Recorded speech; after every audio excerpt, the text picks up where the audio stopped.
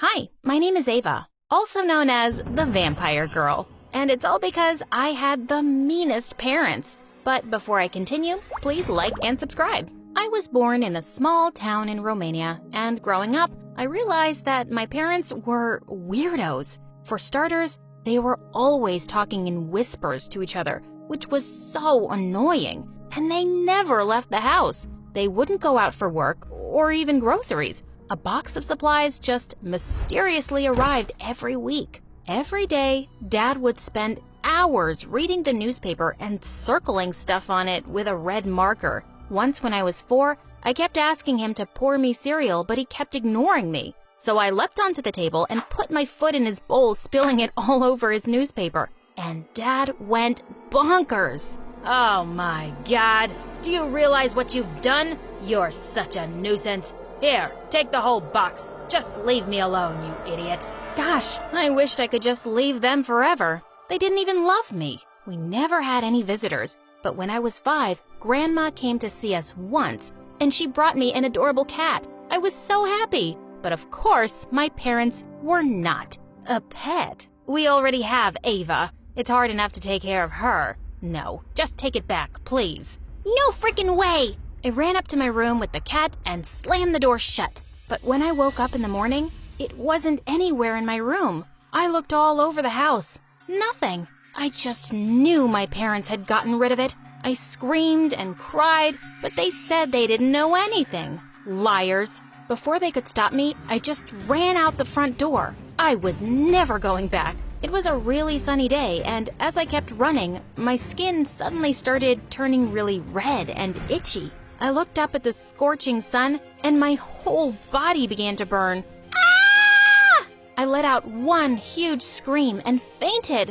When I woke up, I was in my bed. Mom told me the doctor had been to see me, and he'd said I was perfectly fine. No, that's not true. I'm not fine. The doctor is dumb. The sun almost killed me. My parents said I was crazy, but I knew they were evil, and I wasn't gonna let them hurt me. So after that, I refused to let a single ray of sunlight touch my body, not even indoors. I covered myself from tip to toe, socks, trek pants, hoodie, and a face mask. Only my eyes were visible. My parents almost fainted when they first saw me roaming around the house like a little ninja. The only time I removed my costume was when the sun was gone. I'd never go out during the day. I even insisted on being homeschooled. But by the time I was 13, my parents refused to homeschool me anymore. There's nothing wrong with you. Just go to school. It's been years since you last walked under the sun. It's because I'm allergic to the sun. You just want me to die? If you keep behaving this way, I swear I'll send you to your aunt's place in Norway. There's only sunlight there for 6 months. Gosh, they were unbelievable, and they thought I didn't know about their plan. Fine, but don't think I won't wear this costume to school. I will, and when people say you're weirdos for dressing me up like this, just know that you asked for it. I joined school in the 8th grade, and the minute I entered the classroom, everybody started laughing and whispering things like weirdo and freak. I ignored all of them and sat down quietly on the first empty seat. During lunch break, I stayed back in the classroom while everybody left, except for this one girl, Jessie. Ava, right? I'm just curious. Why are you dressed like a garbage bag? I'm allergic to the sun. It burns my skin. She started laughing and just left. Soon enough, I discovered she was the meanest girl around, and she'd pick on me every chance she got. Once she put a fart bag on my seat just as I was sitting down, and the farting sound had everyone howling with laughter. Another day, I solved a math problem on the board, and as I was returning to my seat, I slipped on some water and fell on the floor. That's where your place is anyway, weirdo. I ignored Jessie's stupid pranks, but one day, she went too far. I was standing under some shade and enjoying a baseball match when suddenly, Jessie came out of nowhere and dragged me into the sun. She started to pull my hoodie off, and I bit her hand really hard and ran away as she screamed. You crazy freak! Are you a vampire? And that's how I got my name, Vampire Girl. I could hear people calling me a monster, but I didn't care. At least the bullies were a little scared of me now. A few days later, the teacher introduced a new kid, Nick, to our class. His clothes were old and ragged, and I could see Jessie and her minions already laughing at him. They'd found their new target. I joined him in the cafeteria at lunch that day, and we started talking. I found out that he was the new janitor's son. He was really sweet and never even said I was crazy when I told him about my condition. I was so happy to have made a friend. But one day, as I was walking down the hallway, I found Jessie and her friend surrounding Nick. She spilled juice on the floor and said, "Oops. You can clean this up, Nick. I mean, you'll grow up to be a janitor like your dad, right? Come on, just sit down and wipe it with your butt. Hey, jerk, have you forgotten the last time I bit you? Stay away from Nick, or this time I'll do some serious damage." Jessie rolled her eyes at me, but when I leapt forward, she actually screamed and went running. Nick thanked me, and I always made sure to stick close to him after that. But then one day, Nick and I had just entered the classroom after recess when Jessie started screaming like crazy. "OMG! My brand new iPhone! It's gone! Someone stole it!" And then she pounced at Nick and grabbed him by his shirt. You must have done it, you beggar! You thief! Where is it? Hey, knock it off, you witch! You have no proof!" "Oh, I'll get the proof, girl." She snatched his bag and started throwing out all his things. I grabbed her hair and she turned around and attacked me. We got into a huge fight, and just then, the principal walked in. Jessie kept screaming that Nick had stolen her phone and it must be in his locker. Of course, the principal found nothing there, but Nick was left humiliated in front of everyone. He was silent the whole day, and I caught up with him after school. "Hey, Nick, are you okay? Jessie is just terrible. I hate rich people. They always look down at us as if we aren't human. She called me a thief just because I'm poor. God, I just hate everyone." And he just walked away. He didn't come to school the next day, and his dad was nowhere to be seen either. A week passed, and there was still no sign of them. I felt worried, but I didn't know where he lived. But then I remembered Nick talking about how his dad also worked at a restaurant in the evening. So I decided to go talk to him. As I was walking down the street one night without my mask or hoodie, I saw a masked guy running towards me, and suddenly he started snatching my bag. As I tried to get away, I lunged at his face and pulled his mask off, and I nearly fell back in shock. It was Nick! But before I could say anything, he ran away. I just stood there in disbelief. Jessie was right all this time? He was a thief? I felt betrayed. Nick showed up at school 2 days later, but I just ignored him. But when he kept following me and asking me what was wrong, I suddenly lost it. "You want to know what's wrong?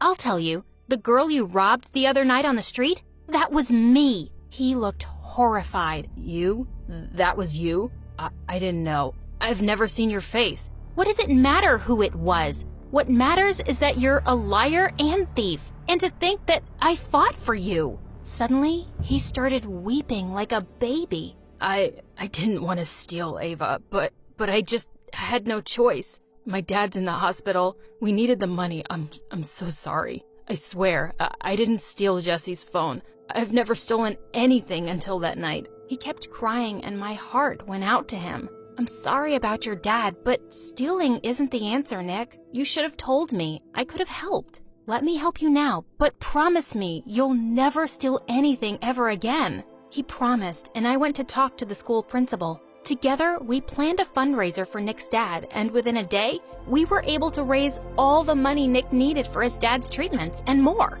And the biggest donors were Jessie's parents. They kept praising me at the fundraiser for arranging the event, and this made Jessie even angrier. "Don't let it get to your head, Ava. You're still a freak, and you could never be me." As if I want to be. What's so special about you anyway? Other than being super dumb. "Excuse you? I've been prom queen for the last 2 years. You could never." "Oh, is that so? We'll see this year." "Seriously? It's the prom, not some freak show. You'll never win against me, loser." Nick whispered into my ear. Says the girl who's never seen your face. I bought a beautiful red dress for prom. Since it was at night, it was the first time anyone in school would be seeing me without my mask and hoodie. As soon as I entered the hall, I saw people turning around and asking each other who I was. Just then, Nick came to me and took my arm. "Ava, you look beautiful." That's Ava,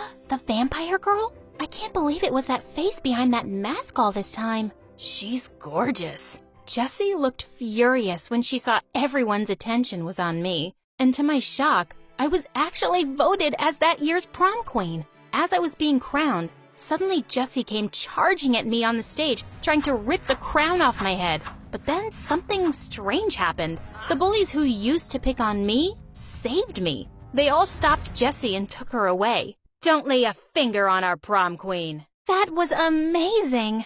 Things at school started getting better. Everyone was super nice to me now. Nick was tutoring kids after school, and his dad came back to work soon. Nobody paid any attention to Jessie and her gang anymore, and all they could do was give me death glares. But one day after gym class, I was quickly changing in the dark locker room when suddenly Jessie and her minions barged in. One of them quickly grabbed my hoodie, while the others grabbed me by my hands and legs and started carrying me outside. Oh my God, no! They dragged me out into the sun and pinned me to the ground. This is for stealing my limelight, you witch. Now, let's see what happens to you in the sun. I hope you melt and disappear. Suddenly, someone pushed the girls away. It was a teacher, and Nick. While the teacher dragged the bullies off to the principal, Nick quickly took me inside as I cried like crazy. Hey, you're okay now. And your skin? It looks totally fine. It's not even red, Ava. Does it hurt or burn? I looked all over my arms and realized he was right. There were no rashes, and it didn't itch or burn at all. Was my condition gone for good? Or had it just been all in my head? When I went back home that day, my parents were shocked to see me. Ava, where's your hoodie and your mask? Mom, Dad, I was out in the sun, and nothing happened to me. Was I just crazy all this time? They hugged me tight and actually started to cry. Sweetheart, we tried to tell you it wasn't real. You just got a bad sunburn as a kid, and you let that fear get so big in your head. I just never believed you guys because, well, I always thought you hated me, and you wanted to be rid of me. You got rid of my cat. No, we didn't, honey. It just ran away, and we never hated you. When you were growing up, your mother and I were working as undercover government agents. It was a really stressful time for us, and I'm sorry we made you feel ignored. What? My parents were secret agents? That was the last thing I'd ever expected. But suddenly, their weird behavior made sense. I wish you'd told me sooner. All this time, I've been believing things that just weren't true. We're sorry, Ava. We should have been better parents to you. We love you so much. I love you too, guys.